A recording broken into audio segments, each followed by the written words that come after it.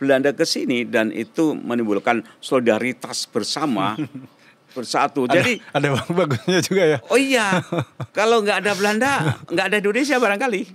Secara Iya. dialektis. Iya. Dan itu Islam kemudian juga menjadi kekuatan kohesi sosial.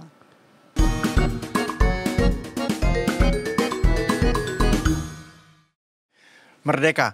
Kita berjumpa lagi di program Podcast Nusantara dan hari ini saya ingin membahas tentang peradaban Islam di Nusantara. Sangat luar biasa karena hari ini Indonesia menjadi negara dengan penduduk muslim terbesar di dunia, 240 juta jiwa, dan bagaimana perjalanan sejarah peradaban Islam di Indonesia dan bagaimana menjadi bagian dari kebudayaan Indonesia. Kita bersama dengan Profesor Dr. Komarudin Hidayat. Selamat datang di Podcast Nusantara. Terima kasih, Radia. Jadi abad ke-6, abad ke-7. Jejak-jejak Islam masuk itu diperkirakan abad ke-7 sudah mulai ya. Tapi agak mulai masif itu abad ke-13.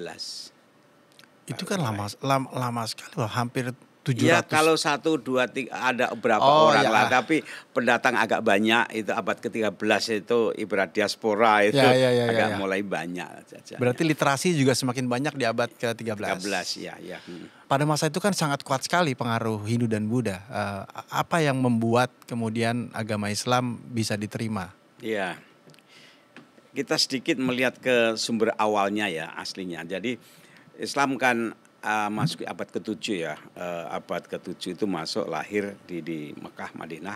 Tapi kemudian kan menyebar ke kota-kota negara-negara sekitarnya. Ke Persia, ke Syam ya. Kemudian Syam itu ya Damaskus, ke berbagai negara-negara sekitarnya. Ya. Nah kemudian merembet ke Nusantara. Yang menarik adalah gini, ketika Islam mulai masuk ke Indonesia sekitar abad 12-13, mulai agak banyak ke sini ya pedagang-pedagang itu. Di saat itu dunia Islam di pusatnya sudah mulai declining, mereka sibuk dengan kekuasaan politik. Karena muncul berbagai kerajaan gitu. Jadi puncak-puncak peradaban ilmu pengetahuan itu di pusatnya udah mulai agak declining, muncul berbagai gerakan-gerakan banyak sekali. Nah, salah satunya yang masuk ke Indonesia itu ditandai oleh 2 karakter. Satu pedagang. Kedua yang dibawa itu lebih merupakan ajaran moral atau tasawuf atau akhlak atau etika. Ciri pedagang itu biasanya dia senang mencari sahabat baru, tidak mau perang. I can invest in offering something, it's my trade. Trader kan begitu kan, gitu ya. Nah, yang kedua karena yang dibawa itu tasawuf dan ketemu di sikap pedagang, tasawuf itu akhlak, bukan ideologi, bukan counter system. Kalau datang dengan bawa jargon ideologis, pasti benturan. Nah, Islam waktu datang ke sini itu tidak membawa jargon-jargon kekuasaan politik ideologis, tapi adalah karakter, moral, etika, dan dagang. Sehingga kemudian kita akan melihat pusat-pusat kota pantai itu pusat perdagangan. Sebut aja dari Aceh, Palembang, Banten, Sumatera, Surabaya, Ujung Pandang, sampai Indonesia Timur, itu kan pusat-pusatnya di pelabuhan kan. Kota-kota pesisir ya. Kota pesisir. Ya. Jadi kota pesisir itu pusat dagang dan pusat pengenalan penyebaran agama Islam. Bisa nggak dikatakan itu kan mungkin berlaku sama dengan agama yang lain ya? Pintu masuknya adalah kota-kota pelabuhan. Artinya pada saat itu pun sebenarnya bertemu dengan berbagai agama ya di kota-kota pesisir itu semua. Karena ciri pelabuhan utara ya. Kalau Pulau Jawa ini ke selatan kan tidak cocok untuk dagang kan. Lautnya keras. Dalam utara ini semua kota-kota yang sifatnya itu terbuka, mobile, kosmopolit, sehingga perjumpaan dengan agama, budaya, tradisi luar itu mudah sekali. Terjadi satu proses hubungan, kedekatan, dialog dengan tradisi lokal yang waktu itu diwarnai dengan Hindu, Buddha dan local tradition. Ya, ya. Dan kalau kemudian masuk lebih jauh, membesar, kerajaan pertama Samudra Pasai itu juga kemudian membawa nilai-nilai baru dalam proses penyebaran. Boleh cerita sedikit tentang itu? Pertama, ajaran Islam itu menciptakan keterhubungan Nusantara dengan dunia luar. Satu, dihubungkan dengan jejaring perdagangan. Kedua, bertemu dengan dunia luar, terutama lewat ibadah haji.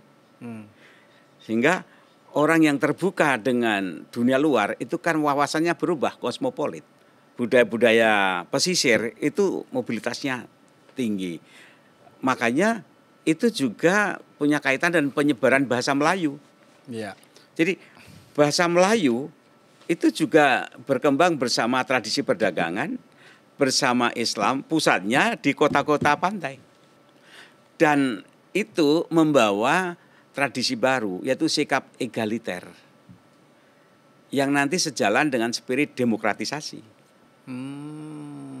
Maka orang-orang pedagang, pesisir, Islam itu sungguhnya lebih demokratis sikapnya karena dia terbiasa hidup dalam dunia yang lebih kosmopolit. Prof mengatakan abad ke-14 itu kita bicara Jawa aja sekarang itu kan masa kejayaan Majapahit itu 12, 13, 14 Iya, itu. iya.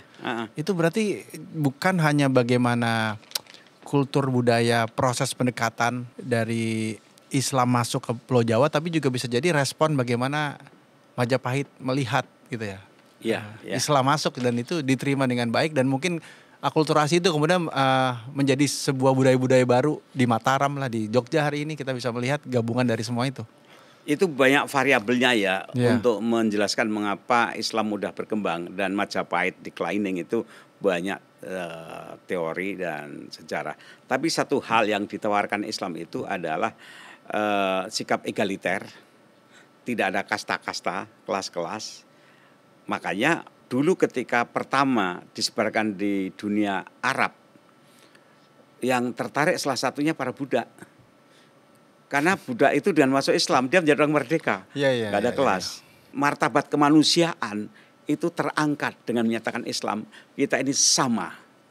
Dengan mengatakan la ilaha illallah, tidak ada yang paling hebat siapapun, apapun, gak ada kecuali dia, kecuali Allah.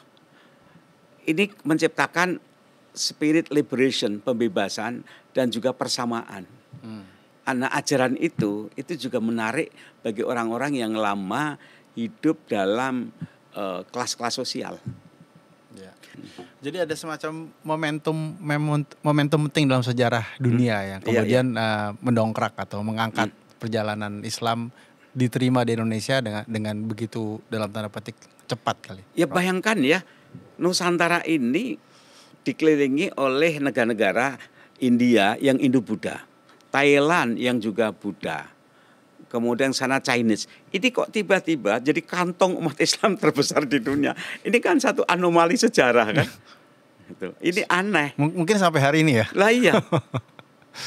Tiba-tiba kok daerah ini kok jadi kantong. Namanya Indonesia, Indosnesos. Ini mestinya kan ekstensi dari India dong, agama Hindu. Tapi kok jadi kantong umat Islam. Ini sekali lagi ini kan jadi kajian yang menarik.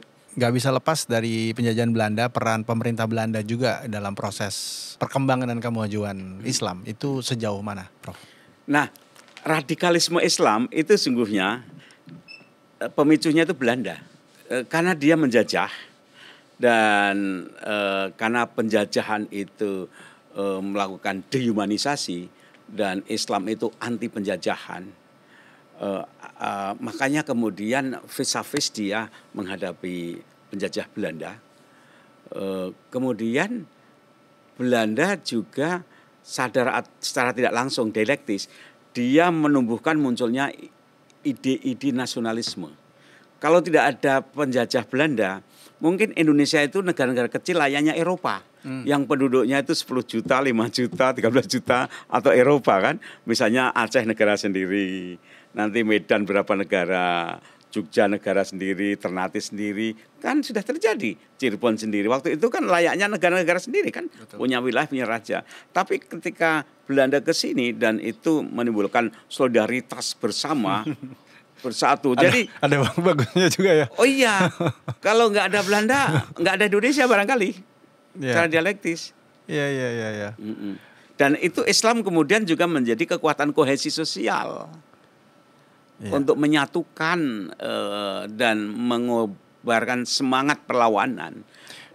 Tapi saya penasaran kalau kemudian tadi Prof mengatakan masuk dari jalur perdagangan, bukannya Belanda juga sebenarnya masuk dari jalur perdagangan atau VOC? Ya, tapi kan dia dengan bawa angkatan bersenjata. Kalau kan ada istilah gun, God and gold and glory kan gitu kan. And gospel kan.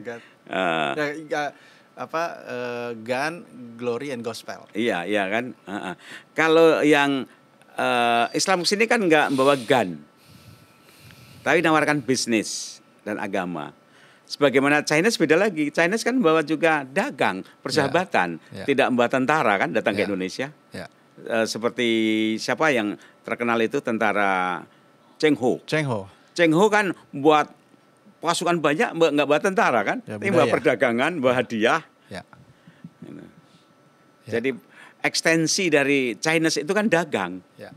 Ini mirip dengan Arab Islam, hanya Chinese lebih berhasil dalam perdagangannya masuk di Nusantara, sedangkan Islam Arab itu kalah bersaing. Maju ke era pergerakan, kemudian lahirlah organisasi Islam juga yang mendorong NU, Muhammadiyah dan lain-lain. Di mana kemudian peran Nusantara. Ini kan jadi karakteristik yang khas ya, yang kemudian menjadi embed ke dalam karakter dan budaya kita. Ya, pertama Islam itu dulu pusatnya, sentra-sentranya itu di perdesaan, pesantren, dan dia ngambil jarak dari kota itu di bawah kekuasaan Belanda, sedangkan Islam itu menjadi bagian dari perlawanan, pusatnya di daerah-daerah, maka Islam kemudian menjadi gerakan society. Islam dengan tokoh-tokohnya itu menjadi tokoh-tokoh masyarakat yang kalau kita teruskan menjadi semacam NGOs, civil society. Melawan state. Nah, state waktu itu ya Belanda. Dari situlah kemudian Islam itu kuat sekali peranannya dalam civil society sampai sekarang. Sayangnya adalah kadang-kadang memori against the state itu yang dulu diarahkan pada Belanda, kadang diarahkan pada pemerintah sendiri. Karena kurang literasi aja itu. Iya. Tapi itu kemudian menjadi cikal bakal, karena tadi saya baru sekarang Prof katakan ini jadi bagian dari perlawanan, maka otomatis mereka sangat berperan dalam usaha kemerdekaan bertahun-tahun. Karena memang roh DNA-nya fight against.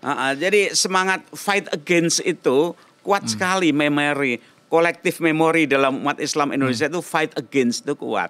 Against apa? Against penjajah. Dan penjajah itu ya sebagai state itu penjajah. Tapi setelah merdeka kemudian katakanlah pergerakan lembaga ini kemudian mengarah kemana kalau kita bicara peradaban Islam hari ini? Nah, sebagian yang educated tercerahkan sadar bahwa setelah merdeka lahir negara. Betul. Maka power itu beralih pada negara pada pemerintah. Tapi sebagian orang tidak ikut masuk negara karena mereka tidak cukup skillnya, knowledge-nya. Mereka tetap berada pada society. Hanya berapa orang yang educated, yang kemudian paham tentang modern state, kemudian ikut mengelola negara. Disinilah kemudian ada keterlambatan perkembangan. Umat Islam itu agak terlambat masuk paradigma citizenship. warga negara. Yang ada aku warga ormas, aku warga NU, warga Muhammadiyah, warga apa, dan sebagian itu warga daerah, aku orang Maluku, orang Ambon, orang apa. Padahal mestinya kita itu harus berkembang via citizen of Indonesia, warga negara. Sampai hari ini warga negara itu belum kokoh. Ya, dan itu sebenarnya ulama punya peran kunci juga untuk menyampaikan apa atau menggerakkan kapal besar ini bersama-sama. Tapi mungkin tadi ya karena kemudian ini yang layak masuk pemerintahan, mana yang tidak masuk pemerintahan. Akhirnya pemerintah mungkin juga agak gagal, terlambat. Dalam tubuh pemerintahan itu kan ada departemen agama, ada ulama. Nah ini juga harus punya strategi, punya program bagaimana melakukan edukasi dan merangkul agar terjadi pergeseran menjadi citizen. Nah problem kita mungkin ikatan daerah, suku, etnis itu kuat sekali. Orang lebih merasa aku warga lokal dibanding citizen. Jadi citizenship ini perlu dipacu. Ya. Mungkin kita lamban karena ikatan daerah butuh plural dan banyak. Kedua konsolidasi negara itu kan butuh waktu tidak pendek. Belum lagi kita belum punya tradisi bayar pajak. Kalau di negara maju itu bayar pajak. Dan pajak itu dikelola dengan transparan, laporannya jelas sehingga warga itu menuntut, aku telah bayar pajak, kamu korupsi ya, out. Nah di sini kultur itu belum tumbuh. Iya, iya. Menarik karena kemudian peradaban ini menjadi sebuah pusat pembelajaran terhadap kehidupan masyarakat modern di Indonesia, karena tadi Prof bilang dari semua tiba-tiba ada kantong ini, dan kantong ini kalau mau diteliti sebagai bagaimana dampak Islam terhadap society, yang paling tepat paling banyak contohnya ya di Indonesia. Kalau di negara-negara lain kecil-kecil dan sepotong-sepotong ya Prof.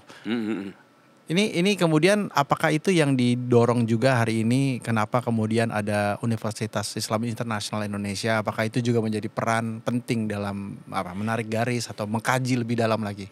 Gini, ada satu bukan stigma ya, formula atau pandangan yang ini salah.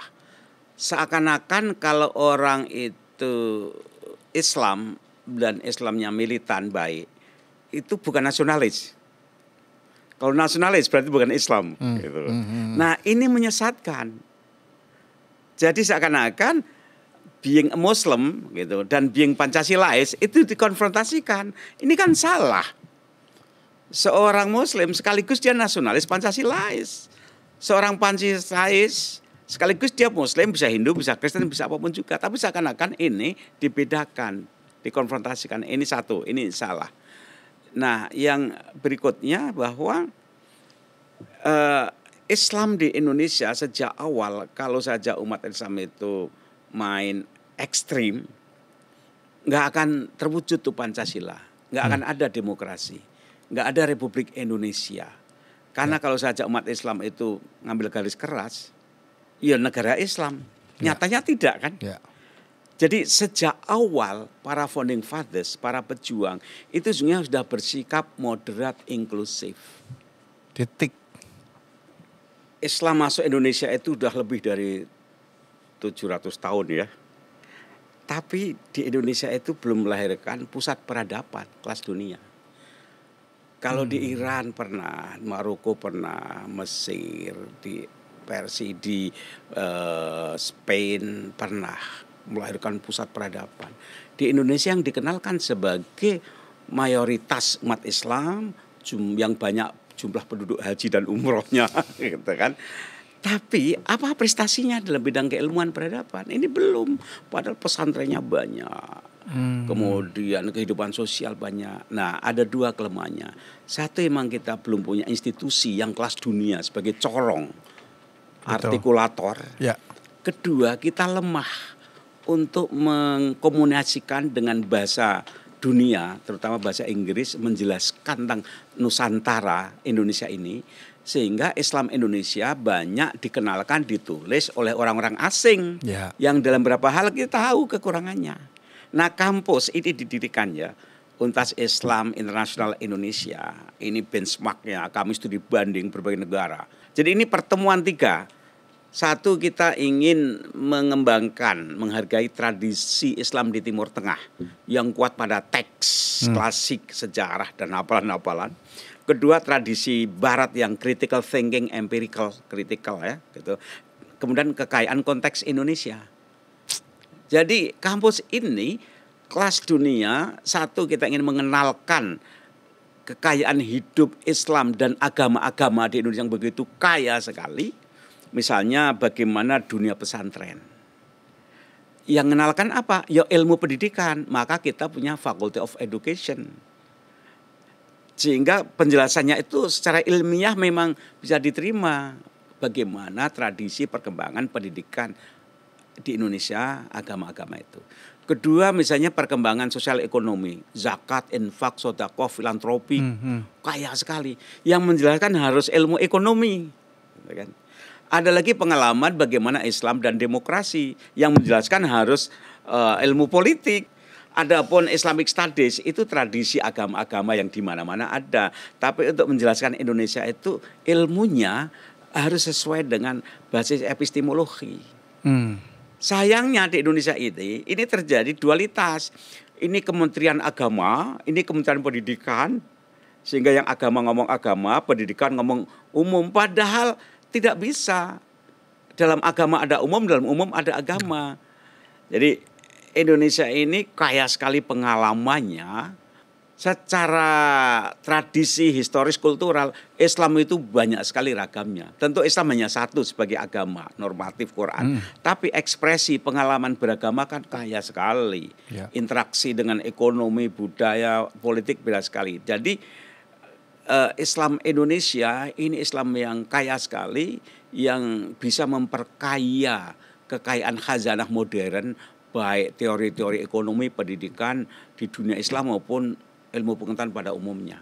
Ternyata Indonesia itu menarik bagi para peneliti dan dosen asing untuk mengalami, mengajar, riset di Indonesia.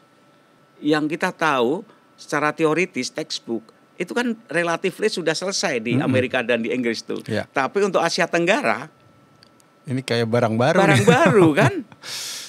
Indonesia barang baru. Dan pasti dikejar karena mereka punya karakter untuk terus mendalami. Ya, menarik sekali. Sayang kita ini masih sibuk urusan ke dalam, tapi kurang punya agenda membangun peradaban keluar. Prof, terima kasih banyak sudah berbagi dengan kita. Ini tentu saja jadi membuka mata ya, khususnya tentang tadi, tentang peradaban dan bagaimana sekarang peran Indonesia, apalagi kalau kita mau bicara 2045 ya. Kita sendiri punya putra bangsa pinter-pinter yang bisa menjelaskan pada mereka. Orang-orang pinter itu dikumpulkan, dikasih fasilitas untuk riset, untuk nulis, untuk berkarya pada dunia. Baik. Jadi gitu ya, aku terima kasih diundang ke sini. Terima kasih banyak, selalu menarik. Saya selalu membaca tulisan-tulisan Profesor sejak zaman masih tulisan-tulisan sampai sekarang.